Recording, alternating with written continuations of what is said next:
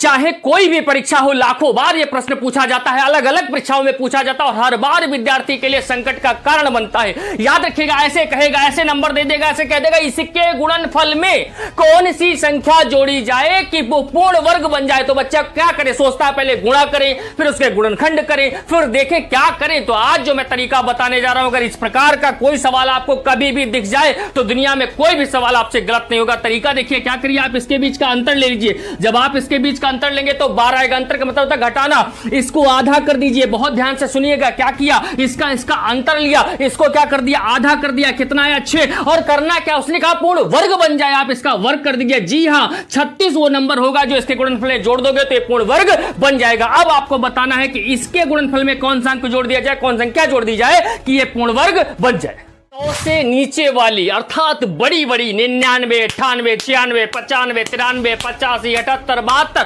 ऐसे नंबर्स का भी स्क्वायर निकालेंगे हम लोग सेकंड्स में। देखिए कैसे, आप सिर्फ ये देखिए, ये जो लिखा है 100 से कितना कम है, आप कहेंगे सर 8 कम है, 8 का वर्ग होता है 64 का। ये हाँ, अब देखिए 92 से जितना कम हो 100 से उतना इसमें घटा दीजिए। 92 से 8 जाएंगे तो कितने बचेंगे, 84। ये हो गया इसका आंसर। दूसरा देख लीजिए, 100 से कितना कम, 3 का वर्ग 9। लेकिन ध्यान रखिएगा, एक अंक नहीं लिखना, 2 अंक लिखने।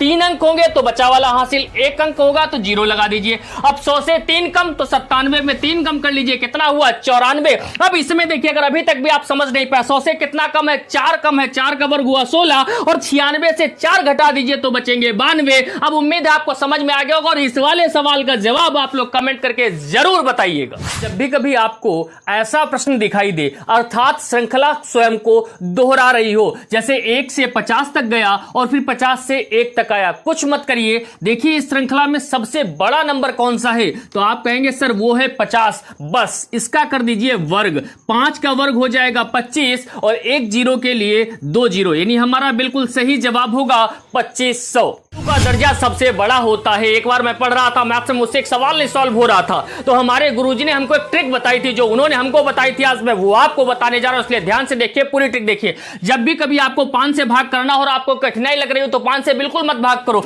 जिस संख्या को 5 से भाग करना है उसको आप डबल कर दो, 2 गुना कर दो। देखो कैसे, 2 एकन 2, 2 तिया 6, 2 दूना 4, 2 चौके 8, 2 तिया 6 और 2 एकन 2। जब आप इसको डबल कर लें तो कुछ न करें, फिर क्या करें, उसके बाद इधर से 1 अंक बाद दशमलव लगा दें, यही इस सवाल का बिल्कुल सही जवाब होगा और आपको बताना है कि सवाल का सही जवाब क्या होगा। कभी कभी साथियों, जब भी कभी आपको ऐसा सवाल नजर आ जाए तो इस सवाल को हमेशा क्या करते हैं, नीचे से ऊपर की ओर हल करते। देखिए कैसे, सबसे पहले आप नीचे वाले इसको पकड़ लीजिए, लिखा है 3/4, आप ऐसे लिख दीजिए 3 और 4। अब क्या करिए, गिन लीजिए कितने पद हैं, 1 2 3 4, ये जितने चिन्ह हैं उनको गिन लीजिए और इसको 4 आसन दे दीजिए, 1 2 3 4।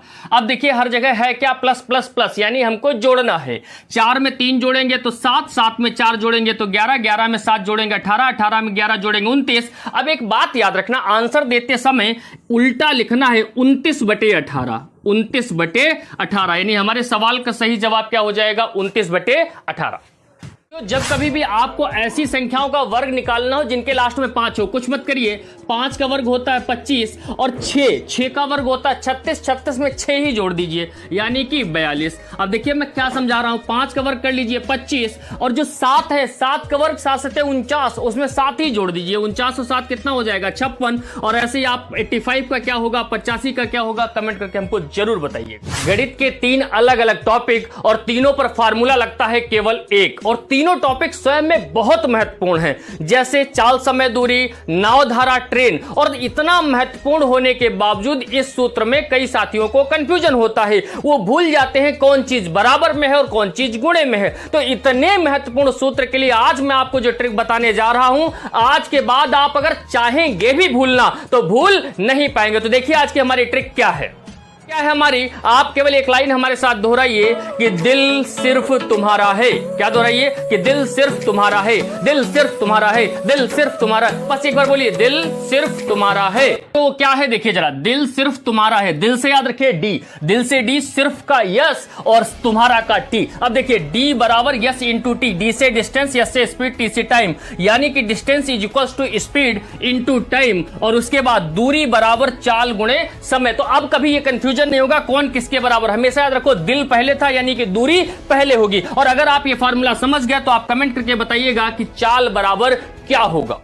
साथियों, जिस सवाल को देखते ही बच्चे उसको छोड़ देते हैं, कहते हैं इतना बड़ा सवाल कैसे हम हल करेंगे। कई प्रतियोगी परीक्षाओं में पूछा जा चुका है इस प्रकार का सवाल। आज इसकी ट्रिक, इतनी बेहतरीन ट्रिक देंगे आपको कि मजा आ जाएगी। देखिए, करना कुछ नहीं, जब भी कभी आपको ऐसा सवाल दिख जाए आप एक चीज चेक कर लेना पहले, 9 7 63 ये 7 है यहां पर। अगर आप ये चीज चेक कर लीजिए 9 7 63। अब देखिए कुछ नहीं, जादू क्या है समझिएगा। आप ये वाले 9 लिख लीजिए, कहिए हाँ, और बस इनको गिन लीजिए कितने हैं, 1 2 3, जितने 9 यहां पर हैं उतने 0 लगा दीजिए, बस हो गया। यही सवाल का जवाब है। ये करके दिखाता हूं आपको। देखिए, आप ये चेक कर लीजिए, 99 पंचे 1/5 सही है। अब इस 99 को आप लिख लीजिए और यहां पर गिन लीजिए कितने 9 है, 1 2 3 4 5, इसके आगे 5 0 लगा दीजिए। यही इस सवाल का बिल्कुल सही जवाब होगा। साथियों, जब भी कभी आपसे वर्गमूल पूछा जाए, जैसे लिखा 7 की घात 28 का वर्गमूल क्या होगा, तो पहले तो समझ लीजिए वर्गमूल का चिन्ह ये होता है। इसका मतलब होता है घात 1/2, यानी सीधे सीधे समझ लीजिए वर्गमूल का मतलब घात को आधा कर देना। तो इसका वर्गमूल पूछा जाए तो 7 तो ऐसे लिख दीजिए, 28 के आधे कितने होंगे 14, तो इसका वर्गमूल क्या हो जाएगा 7 की घात 14। अब आप लोग हमको बताइएगा कि 5 की घात 24 का वर्गमूल क्या होगा। 5 की घात 24 का वर्गमूल क्या होगा। परीक्षाओं में पूछा जाने वाला प्रश्न है। ऐसा प्रश्न आपको लगभग हर परीक्षा में देखने को मिल जाएगा। करना कुछ नहीं, दिया है इसमें पूछा गया कौन बड़ा कौन छोटा। क्या करिए, ये जो 4 3 12 में से देखिए बड़ा कौन, तो आप कहेंगे 12। अब ध्यान से आगे का प्रोसेस समझिएगा। क्या, इस 3 को ऐसे लिख दीजिए, 4 3 12 तो यहां लगा दीजिए, 6 ऐसे लिख दीजिए, 3 चौके 12 तो 4 यहां लगा दीजिए, 25 ऐसे लिख दीजिए, 12 1 12 तो यहां लगा दीजिए। अब कुछ मत करिएगा, याद रखिएगा 3 की घात 3 का मतलब 3 3 9 नहीं होता, 3 की 3 से 3 बार गुणा, यानी इसका मान हो जाएगा 27। और 6 4 का मतलब क्या होगा, 6 की घात 4 का मतलब होगा 12 96, और 25 की घात 1 का मतलब क्या होगा 25। अब बताइए आप इसमें कौन सबसे बड़ा, तो आप कहेंगे ये वाला मतलब ये वाला, तो सबसे बड़ा कौन हो गया ये, और सबसे छोटा इसमें कौन नजर आ रहा है, यानी सबसे छोटा होगा ये। सब